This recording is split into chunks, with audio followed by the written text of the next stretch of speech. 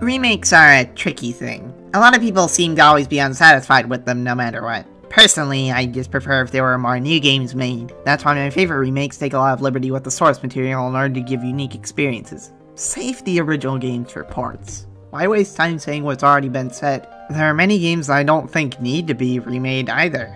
Kirby Superstar comes to mind. One of my favorite 2D platformers of all time, and easily my favorite SNES platformer, though there isn't a lot of competition there for me anyway. It achieves a lot with its anthology formatting, creating an interesting, branching, yet thematically cohesive fun box of smaller mini-narratives. It's great and I'd recommend it to anyone, and I don't think there's anything a remake could really do with the material that would be interesting. Many people would rather me recommend its remake for the Nintendo DS though. Kirby Superstar Ultra features new graphics, a different control scheme, and adds a bunch of new modes to the game, as well as it being portable, of course. It was the first work of the current mainline Kirby director, and many consider it still his best. Something that I hear paraded around a lot is that this is one of the best video game remakes of all time. Move over Final Fantasy VII Remake and AM2R, there's a new game on the block, a Kirby game from 2008. In all seriousness, I really can't say I understand why people say this is one of the best video game remakes of all time. There are many reasons why I think it's really not that great.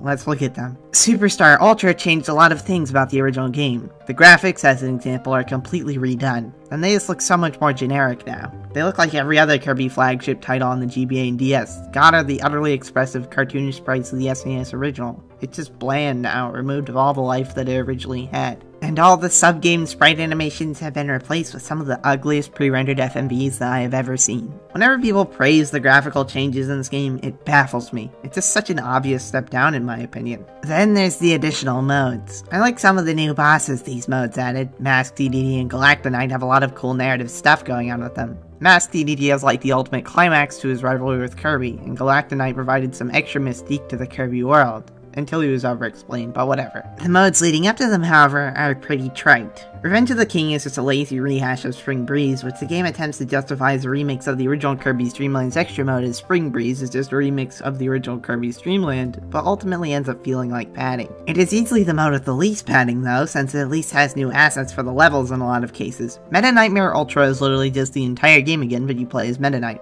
Playing as Meta Knight is a bit fun, but it doesn't make up for doing the same things Kirby did, and the admittedly great boss fight at the end doesn't either. Meta Knight doesn't even interact with the levels all that differently from Kirby, he just feels like Kirby with a locked copy ability. However, the last two new modes are what truly baffle me, Helper to Hero and the True Arena. Helper to Hero is literally just the arena again, but you play as a helper. Unlike Meta Nightmare Ultra, which at least has some interesting new moves despite Meta Knight still playing pretty similarly to Kirby with the Wing and Sword abilities, Helper to Hero doesn't change anything. Helpers play exactly like Kirby does with specific copy abilities. There's no reason for this, no justification. The True Arena I feel similarly about. The new bosses from Superstar Ultra are all contained here in a retro to the arena, but a significant portion of them are just the hard versions of the Spring Breeze bosses from Revenge of the King. And the final boss is just Marks again. Not only that, this started an asinine trend in Kirby games where they all feel the need to have an arbitrary True Arena that adds nothing of value to the game, really. It's just more stuff. More things to do with the reused content from before. Superstar Ultra started Kirby down the path of just reusing assets for the sake of bloating the games out.